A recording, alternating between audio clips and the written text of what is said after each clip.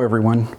I'm sorry I'm not able to be there in person, but I wanted to say a few things about my mother, even if it had to be pre-recorded. First, I want to thank you for attending today. It's never easy to say goodbye to someone, but I'm glad that you're here to do that today. Although many of you knew my mother, I knew her in a way unlike anyone else. As a child, there were many years when my siblings were off leading their adult lives, and my father was stationed somewhere else or working some horrible late-night shift in the Air Force. The result of that is that my mom and I spent a lot of time as a family of two. For a long time, it was the two of us against the world. If that wasn't tough enough for her, I was also a total little punk for a number of those years. She not only put up with me, she loved me throughout. She rescued me, literally, on many occasions. She even put her life on the line for me on at least one occasion. Our relationship was definitely unique. I'm not like other people.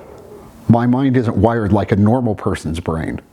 It might be the ADHD, a weird personality, or just a stubbornness to not conform, but whatever the reason, throughout my entire life I faced a lot of problems because of my unconventional way of thinking and doing things. I had a few special teachers and adult leaders who figured out how to work with my weirdness rather than against it, and I really appreciate those people.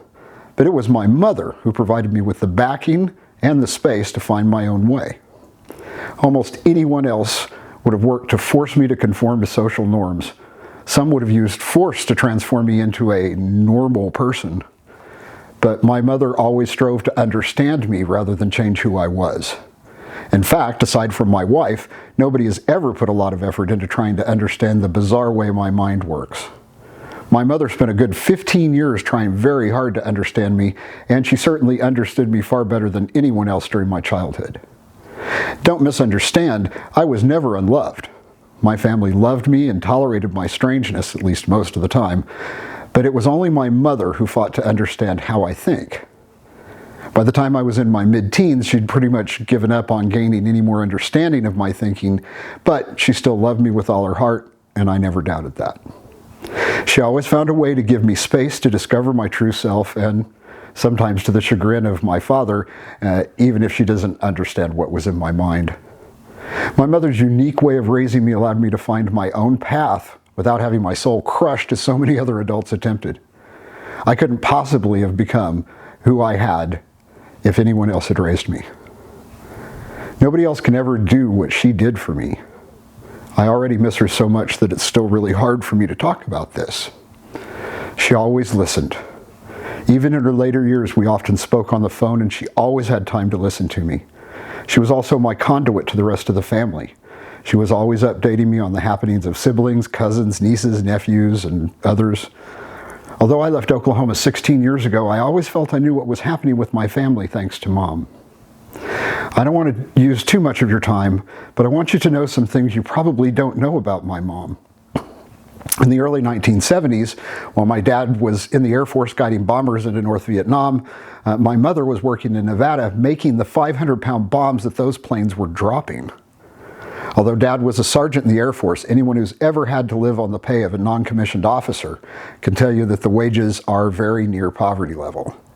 From the time my dad went back in the military until many years after I graduated from college, Mom always worked. Most of that time, Dad had to work a second job, and Mom worked full-time just to make ends meet.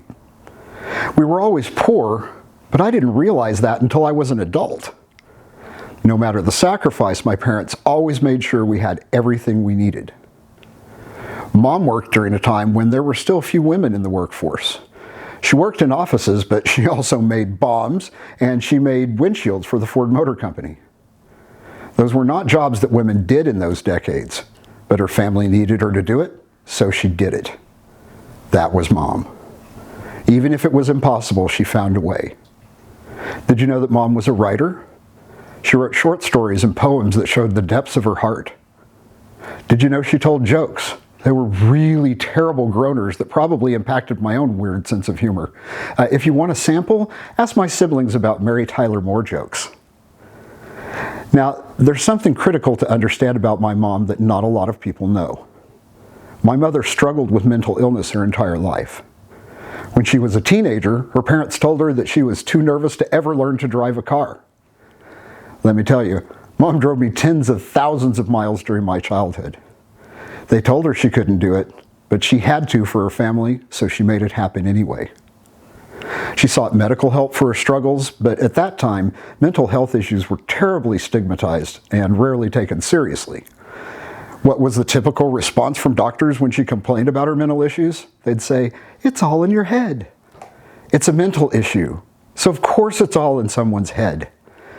They were of no help, so she struggled on without help for many years until she was finally properly diagnosed and treated late in life.